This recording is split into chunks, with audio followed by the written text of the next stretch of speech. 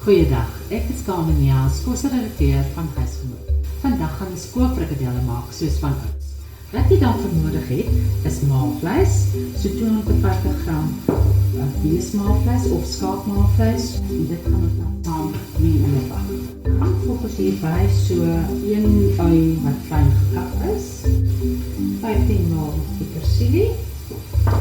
En dan gaan ons ook hierby voeg brood wat jy vooraf eers in 'n bietjie melk week. Dit trek jy dan lekker uit, maak dit van en dan neem jy dit hierby uit.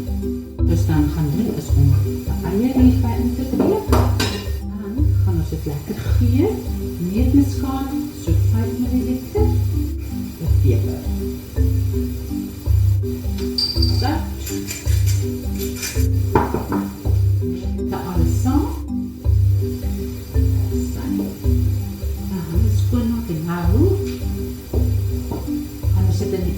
Sit so vir 'n halfuur dat hy net lekker kan staan.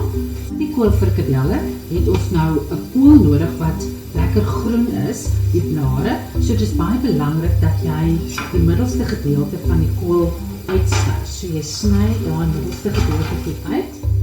En dan sit ons hulle in 'n bietjie kookwater, soos wat ek nou al klaar gedoen het. En jy kan dit so vir 5 minute kan jy dit dan nou in die mikrogolf net laat lekker sag word. Jy kan selfs rooi kool ook gebruik vir 'n interessante variasie. Dit nou staan in die yskas. Nou gaan ons dit in bolletjies rol, in die meel doop en dit op 'n bord sit.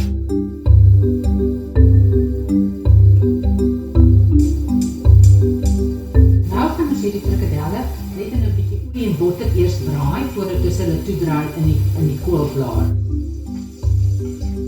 Sit die frikadelletjie op die pyntjie neer, vou oor, weer oor, en dan rol jy hom net op.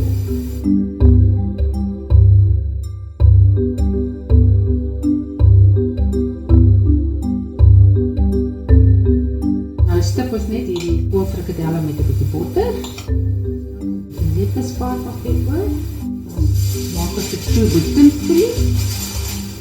Nou sit jy in die oond 160 grade vir so 'n halfuur. Dan gaan ons dit uithaal en dan gaan ons dit net weer vir 10 minute terugsit in die oond by 180 grade Celsius sodat dit lekker bruin kan raak. Ons koolfrikadelle is nou gereed en jy kan dit saam met fyn aardappels voorsit.